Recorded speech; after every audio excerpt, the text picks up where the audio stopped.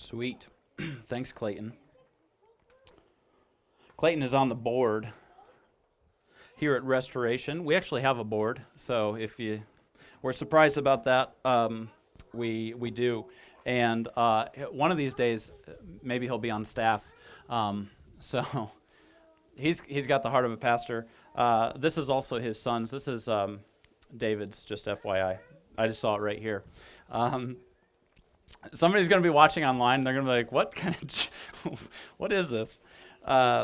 We are in our series called Bible Stories, and if you've been following along at all, we have been in this series pretty much all summer long. We're taking all of these old Bible stories that we learned as kids. If you grew up in the church, you learned. I'm going to put this down. Otherwise, I'm going to use it as a prop, and I don't know what I'm going to use it as for a prop. But we've been in this series called Bible Stories all summer long. We're taking all of these stories that we learned as a kid. Maybe David and Goliath. You learned about David and Goliath as a kid. You learned about Samson as a kid. You learned about Gideon. You learned about Noah and the ark. You learned all these different Bible stories. And chances are we probably haven't really gone back to those Bible stories since we learned about them as kids. Or maybe if you're a Sunday school teacher like my mom, you're still teaching them to this day, and teaching them with flannel graph or on a flannel board, which is, I still have that in the basement. I didn't bring it out tonight because it was a little bit windy and it's a little bit crowded, but maybe next week we'll have it back out. We're going to do another Bible story next week. Next week is going to be on Noah's Ark, on Noah, and we're excited about what that message is going to be. We've been working on that. That's going to be at the Civic Center in Traverse City. So we're moving out of the front porch, and we're going into Traverse City, which is where we want to locate. We're going to be planting in Right Brain Brewery, which is pretty cool. They're allowing us to use their space for free, and we're super excited about all that kind of stuff. But I'm getting ahead of myself. I learned all these stories on flannel graph from my grandma, actually. She taught me in Sunday school, and now we're revisiting them today because they're stories that we haven't all heard about in a while, and we just kind of got those little basics of the Bible story, the big points of the Bible story, probably of these heroes. And if you've been watching at all, you may have seen Chris Brown, one of our friends, give a message on David and how David seemed like a hero, seemed like somebody that we couldn't live up to. Turns out to not be that great of a guy, but he's still a guy after God's own heart. And it was this really great message. You can go back on and listen to it or watch it if you want to. Today, we're going to be talking about the Tower of Babel, which is kind of an interesting story. I don't know how many of you guys are familiar with the Tower of Babel, but it's going to be found in Genesis chapter 11. If you guys want to turn there, if you have a Bible, if you've got a device, any of that kind of stuff, we're going to be in Genesis chapter 11 for part of the story. And it just takes up 9 verses, the Tower of Babel. When I read this, I realized I didn't realize that it was such a short story. It's almost as short as Cain and Abel, which is a story that Clayton gave a few weeks ago. And that one was shorter, right? Right, Clayton? Yeah. That was like 5 verses. Yeah. So this one is just 9 verses, and it talks about the origin of languages. Now, before the Tower of Babel happened, which we're going to get into, spoiler alert, the languages got a little bit more separated out at this point. But at this time, they only spoke really one language, and there may have been some variations in language at that time. There was, some people call it like an Aramaic language. There's kind of some back and forth on what the actual name of the language is. We don't really know, but we know that it was just about one language. And we're going to find that right here in Genesis 11. We're going to pick it up in verse 1. And so we're going to read this. I forgot to throw out a point. Just go past it real fast. Okay, great. All right. Here it says, Genesis chapter 11, starting in verse 1. At one time, all the people of the world spoke the same language. See, I'm not a liar. And used the same words. As the people migrated to the east, they found a plain in the land of Babylonia and settled there. They began saying to each other, "Let's make bricks and harden them with fire." In this region, bricks were used instead of stone, and tar was used for mortar. At one time, all the people of the world spoke the same language. Wait a second. I already said that. Then they said, "Come, let's build a great city for ourselves with a tower that reaches into the sky. This will make us famous and keep us from being scattered all over the world." But the Lord came down to look at the city and the tower the people were building. Look, he said, the people are united and they all speak the same language. After this, nothing they set out to do will be impossible for them. Come, let's go down and confuse the people with different languages. Then they won't be able to understand each other. In that way, the Lord scattered them all over the world, and they stopped building the city. That is why the city was called Babel, because that is where the Lord confused the people with different languages. In this way, he scattered them all over the world. So we have this pretty unique story in the Tower of Babel in Genesis chapter 11. Some crazy stuff is going on here. And if you're like me, I read this, and some of the first few things that kind of stuck out to me was, number one, I didn't understand what God said when he said the people are united and they all speak the same language. After this, nothing they set out to do will be impossible for them. I was like, what's wrong with that? The people are united. They're doing something for one cause. We're all here tonight. We're one body trying to do one thing. We're united. Every time I read about unity in Scripture, it's not a bad thing. So I was confused why it was a bad thing here. The reason it's a bad thing is one of the phrases before that. I underlined it in my Bible. You can underline it in yours or highlight it with your finger on your phone. In verse 4, he says, come, the people said, come, let's build a great city for ourselves, with a tower that reaches into the sky. This will make us famous. See, these people were united. These people were super united, but what were they united for? For themselves. See, the kids, front row, they got it. Come, let us build a great city for ourselves with a tower that reaches into the sky. This will make us famous and will keep us from being scattered all over the world. In the beginning of Genesis, do you know that God told Adam and Eve to go and multiply the earth? That was God's command to Adam and Eve. He sent them out of the garden because they were idiots, and just like us. And they go out of the garden. God says, go and multiply the earth. And that's what they were called to do, and that's what they started doing.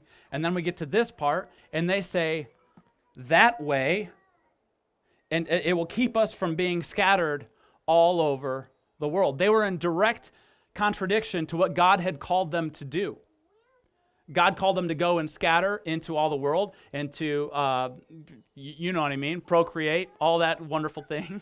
And my parents are here, so that was weird.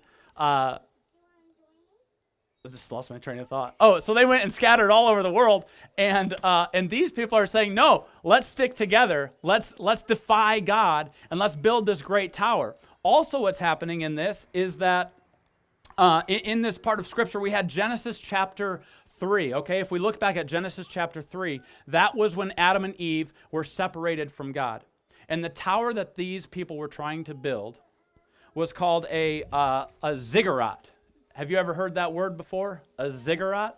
It's a weird word. Try saying ziggurat to my front row. Ziggurat, perfect. You guys said it great. Ziggurat.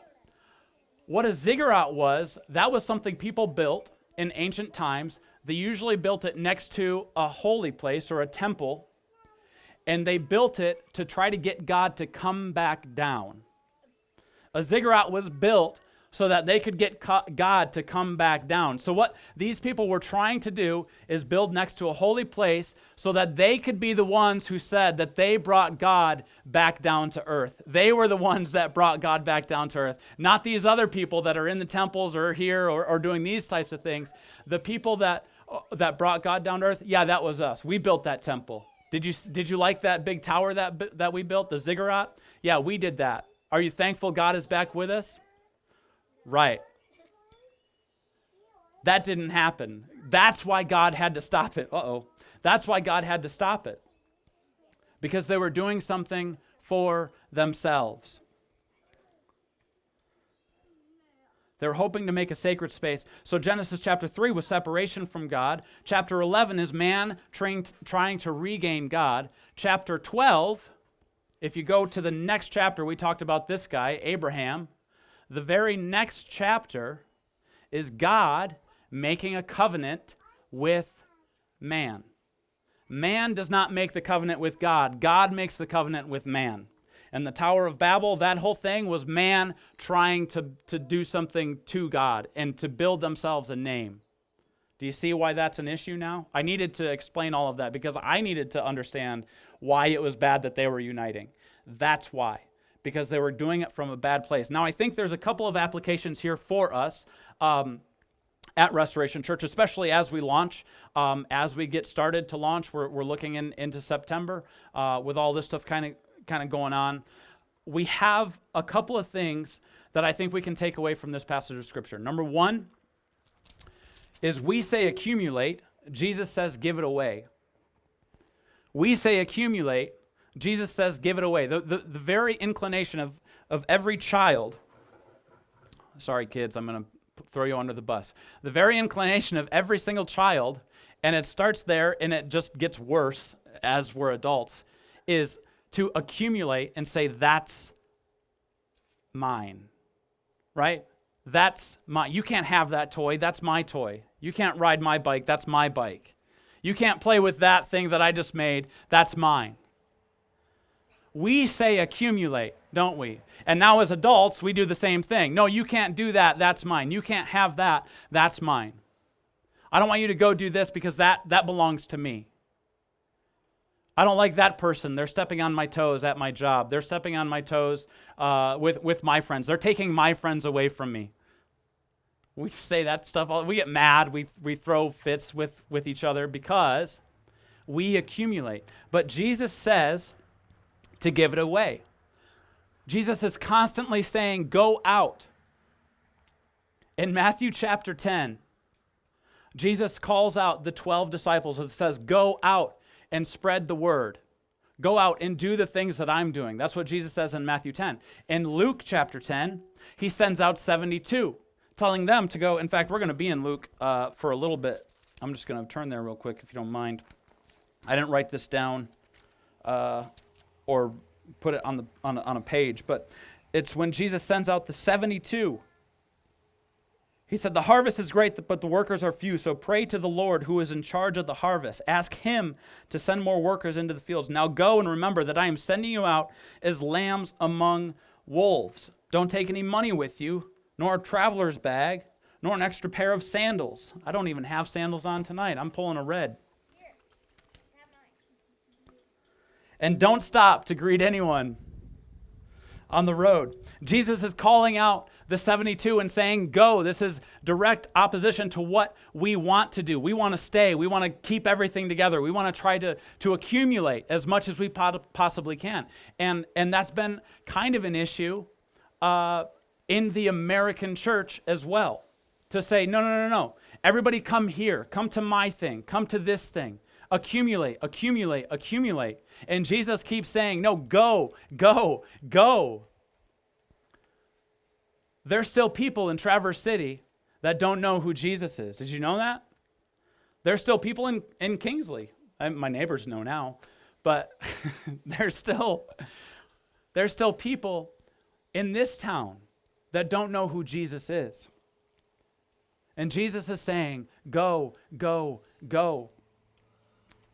And our response has typically been, no, come here.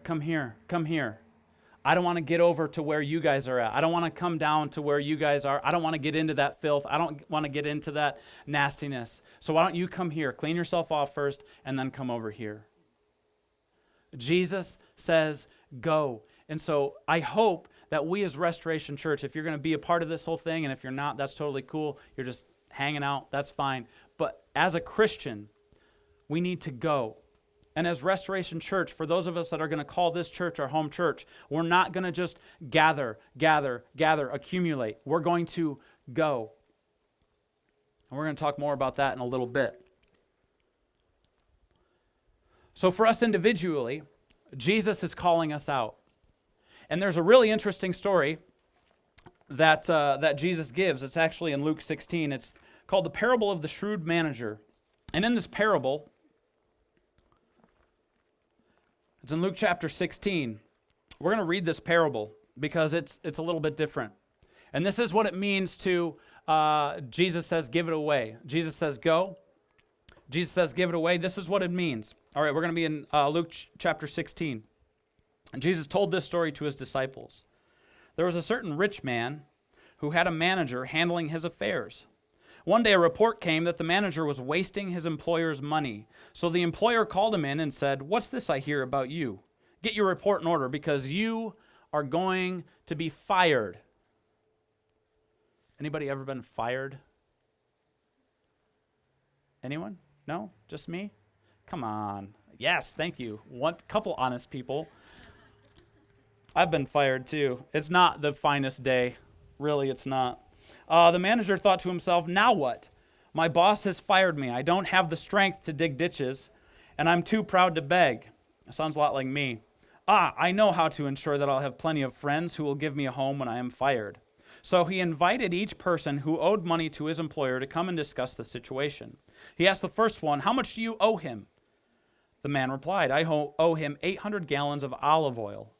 So the manager told him, "Take the bill and quickly change it to $400, or 400 gallons, excuse me. "And how much do you owe my employer?" he asked the next man.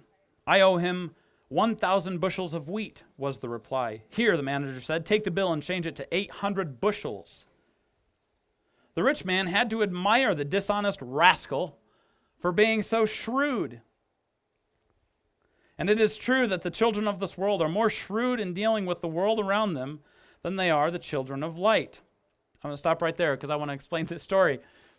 This is Jesus telling this parable about a guy who was about to get fired, wasn't handling the job very well, was about to get fired. A lot of people owed his boss money. And so instead of just saying, well, I'm fired, I'm done, I'm a goner, this manager of this guy's library and funds and whatever it was that he had, this manager says to each person, "How much do you owe? Okay, let's cut that back. I'm going to get my manager something, so maybe he won't be as angry with me, and I'm also going to do all of these other guys a favor so that I'm going to have a place to lay my head once I get fired from this job." And I am getting fired from this job. So what he's doing, he's being extremely shrewd, being able to try to take care of stuff for his employer, and also to take care of these people next to him. Now, that seems dishonest, doesn't it? That seems kind of like, I don't know, that's kind of shady, right? That's a little bit shady. A little bit. It's a little bit shady. All right, verse 9. Here's the lesson. Use your worldly resources to benefit others and make friends. Then, when your earthly possessions are gone, they will welcome you to an eternal home. What? Use your earthly possessions to make friends. Now, what we can apply to this is when we say accumulate, Jesus says give it away. It's because we want to make an impact in people around us. And when I think about this story, I've actually preached on this story before. There was a guy named Arthur Guinness. Are you familiar with Arthur Guinness? I'm very familiar with Arthur Guinness and what he developed. Arthur Guinness was the guy who started Guinness beer. Arthur Guinness started Guinness beer. He started it way back in 1725, almost 300 years ago, before America was America. Right? Yeah, Clayton knows. I just saw you nod. Okay, so back in 1725, Arthur Guinness built the brewery because of a need. See, back in 1725, it was in Ireland. Every sixth house was what they called a gin house. So you couldn't import gin from outside countries. They had to make it themselves. And so every sixth house in Ireland was a gin house, which is strong alcohol. It's a very strong drink. And that was an issue. When every sixth house is a gin house, that's an issue. I mean, the Irish, they have some issues. Sorry, Kelly, I know. So every sixth house was a gin house.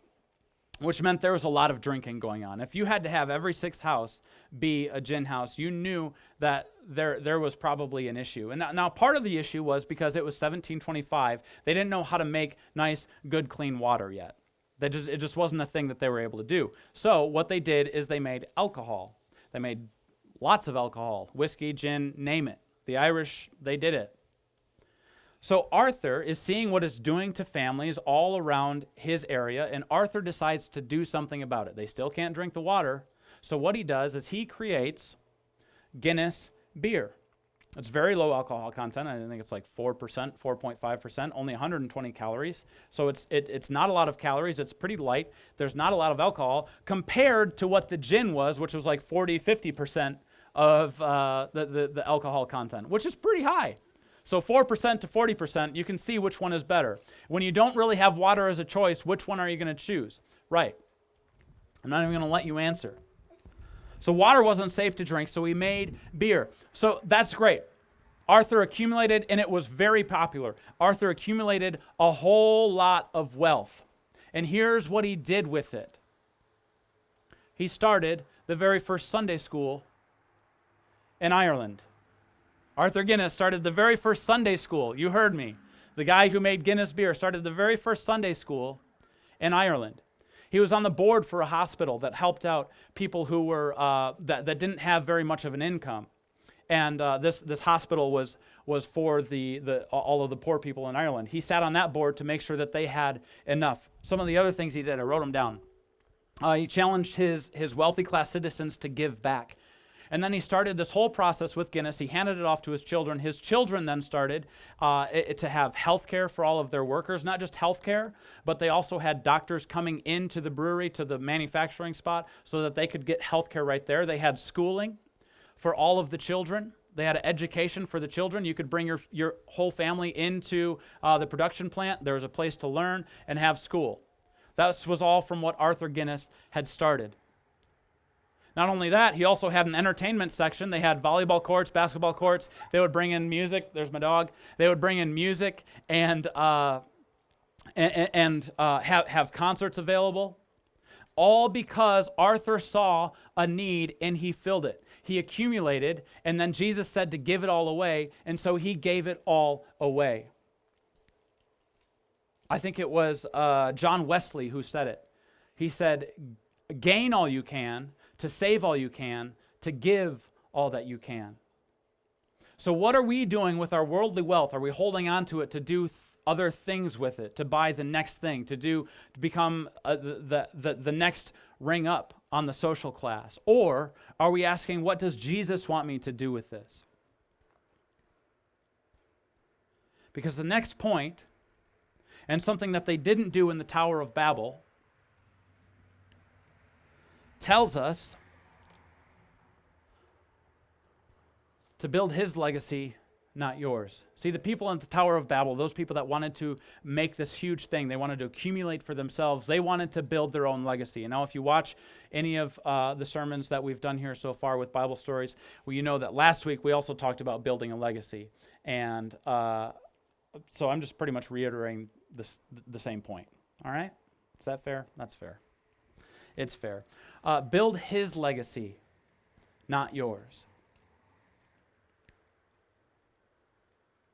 Matthew 28, Jesus says to go and make disciples. So last thing Jesus tells his followers is to go and make disciples.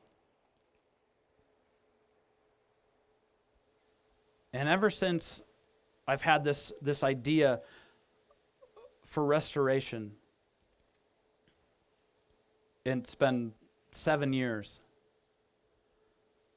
Matthew 28 keeps coming to mind. And don't hear me saying that the American church is bad, or that we're doing it wrong, or that it doesn't serve a purpose. I think it serves a very major purpose, but I think there's room for improvement. Because we're called to go and make disciples. That means going anywhere, whatever it takes, to bring the next person to Christ. What does it look like in our lives? What does it look like as followers of Jesus? What does it look like for you sitting in a chair, nice comfy lawn chair tonight? To build his legacy and not yours. And as we get started with Restoration Church, the danger is that Restoration could be my legacy. I could easily make Restoration be my legacy.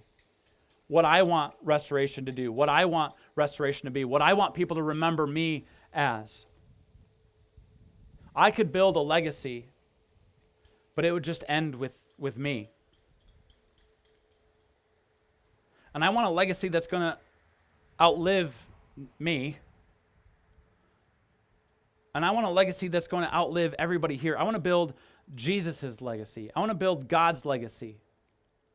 And that's what I want Restoration Church to be about, is to build his legacy, not ours. We're going to do some things a little bit different. First of all, we're meeting in a brewery, which is pretty unique. Not that normal. And the reason why, there's actually a couple of reasons why. Number one, most modern churches today anyway are building buildings that look like breweries and want to have a brewery-like experience without actually being in a brewery. And so I thought, why not just do it in the brewery? No building costs. The second reason is that's a place that people go to where they're comfortable. We don't have to try to tear down a wall to get them to come into that space. They're already there. We just get to go and meet them there. They're already there. They're waiting for us. The harvest is plentiful. The workers are few. They're waiting in the restaurants, in the bars, in the breweries, in the open spaces, wherever it is that you go, at your workplace, at your job, at family reunions, wherever it is you go. They are waiting for you. And they're waiting for me. And they're waiting for someone to come and show them who Jesus really is. And our response has always been, come back over here. We step out for just a quick second and say, no, now come back over here. It's safer. It's safer.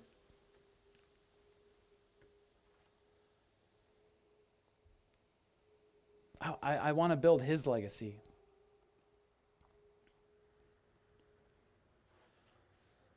I know some of us, I think this is that I'm just Brian, or maybe I'm just Clayton. I'm just Red. I don't have tons of money to go. I'm not Arthur Guinness. I'm not starting a brewery yet.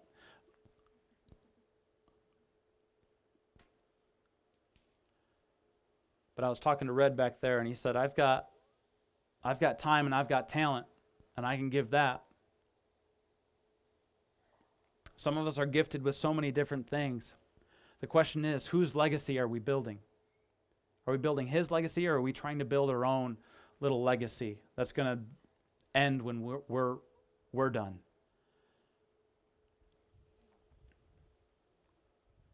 Use whatever you have to make a difference. If you have wealth, use wealth to make a difference. If you have construction background, use that to make a difference. If you have, you're good at talking, use that to make a difference. We've got something that we're calling Restoration Ambassadors, where Brent and Tammy, they're over here. They're going to be meeting in bars and breweries and just striking up conversations with people. Just talking to them, just hanging out, finding out what they're about, meeting a physical need, and then eventually, once that relationship is built, talking to them about Jesus. Jesus would always meet physical needs. Most of the time, he met the physical need before he met the spiritual need. What gift are you using?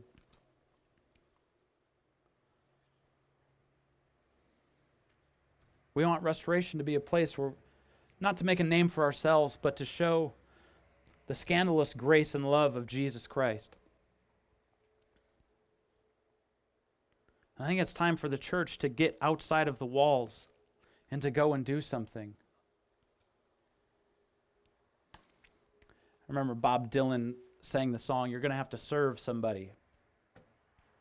It may be the devil or it may be the Lord, but you're going to have to serve somebody.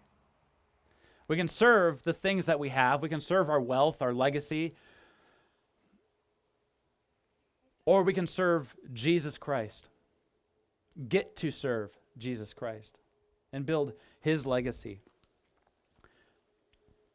Because we will be used by God. Make no mistake. We will be used by God. The question is, are we going to willingly be used by God? Are we going to willingly be used by God? There's a couple of places just around town that I want to highlight. Just some people who are doing regular things. And I don't even know if these people are Christians or not. But what I see them doing things that Jesus would do. I see them meeting needs. I see them doing things, honestly, that I think the church should be doing.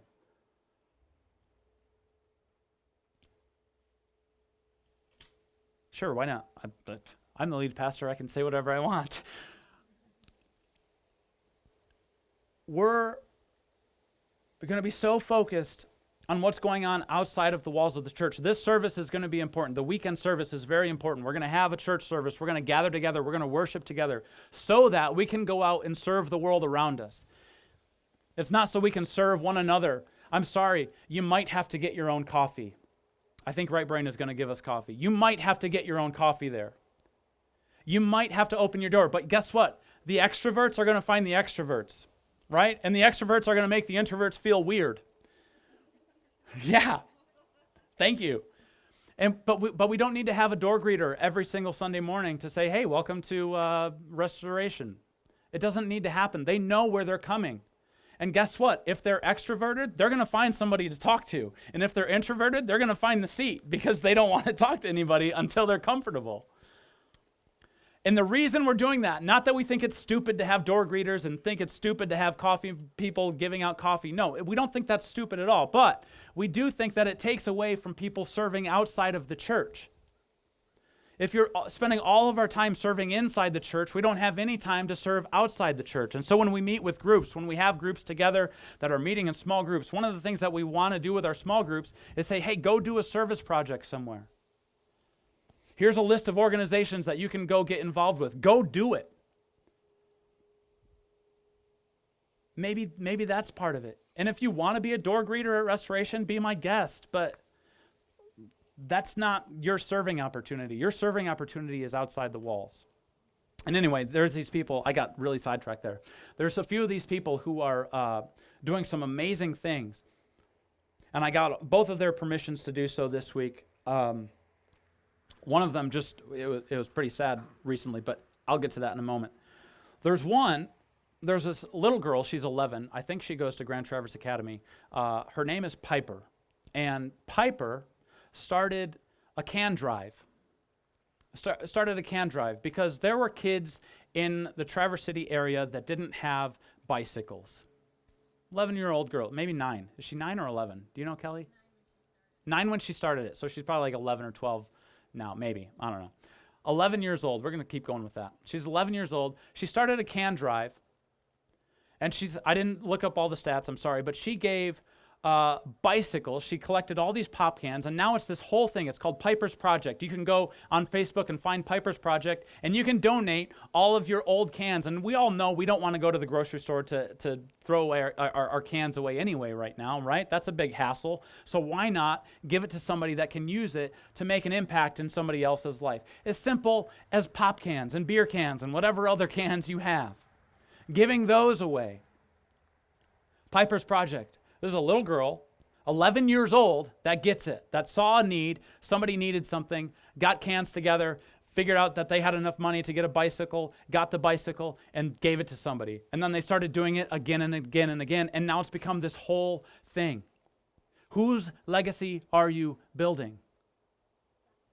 Are you really going to use those $10 maybe in cans?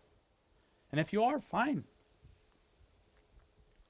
There's another one called, there's a hamburger joint called J&S Hamburgers. You guys are probably familiar with J&S Hamburgers on South Airport. Clayton loves them. I can't tell, buddy. J&S Hamburgers.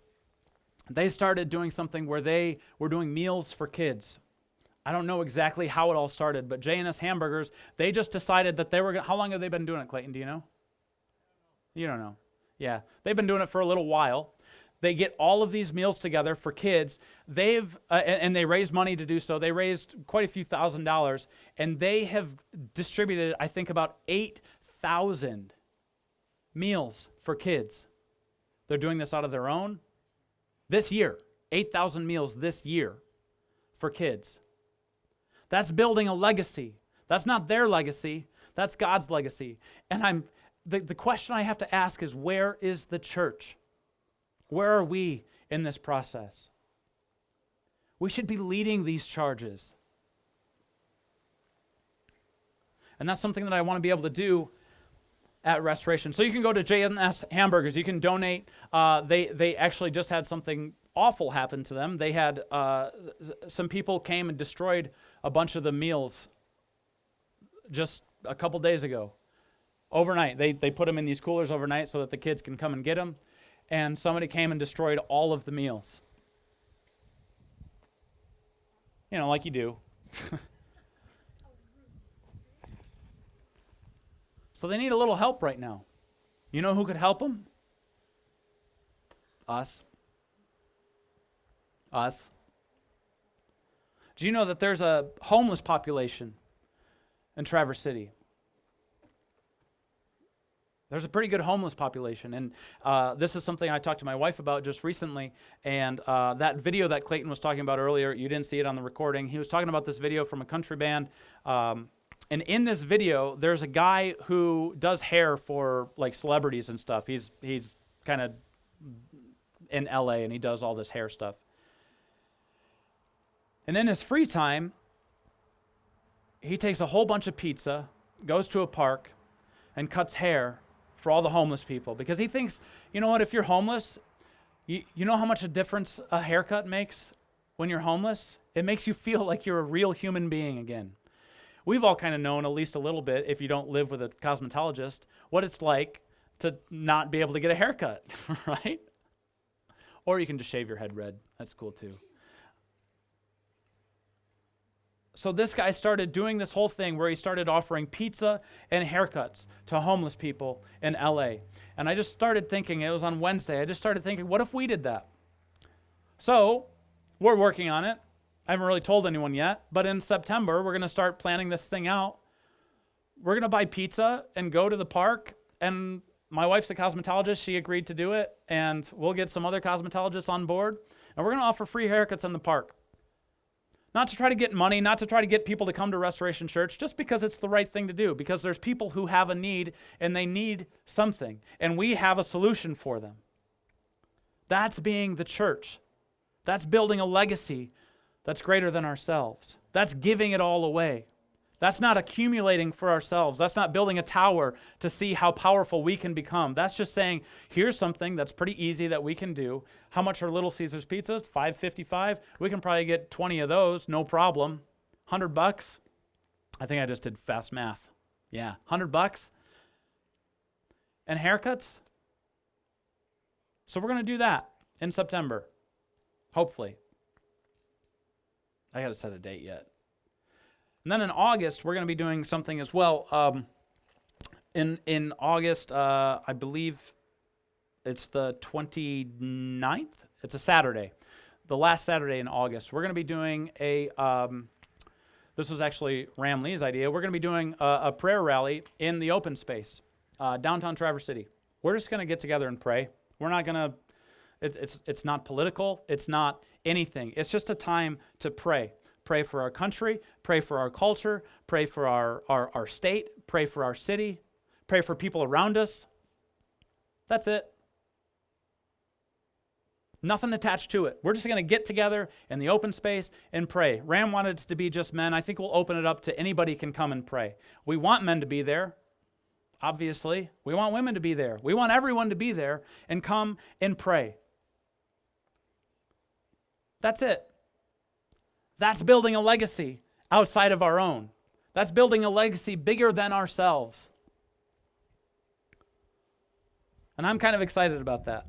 I don't know about you guys, but I'm excited about what God's doing at Restoration Church already. And beyond that, just with the people who are showing up here and the vision that he's giving to us sometimes on a daily basis to what this whole thing is going to look like. I'm excited about just about all of it. It's daunting, it's scary, but I'm excited about it. And I hope you guys are too. But I just want to challenge you guys to ask yourself what legacy you're building. Ask yourself if you're accumulating for yourself or are you giving it away?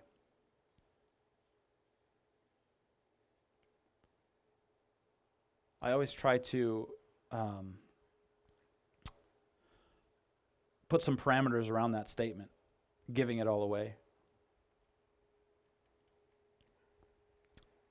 But Jesus said that the Son of Man has no place to lay his head. I'm not saying we have to do all of that. See, there I am. But what's the risk that we're willing to take?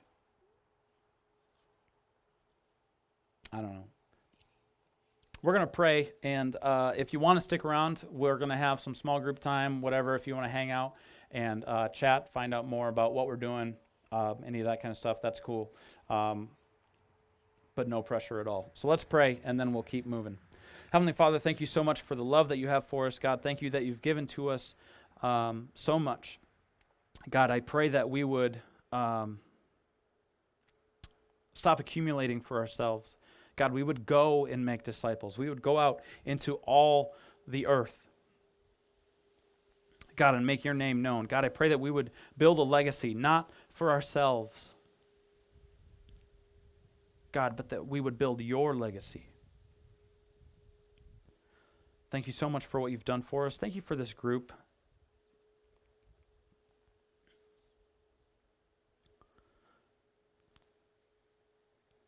God, I pray a special blessing over everyone that's here tonight.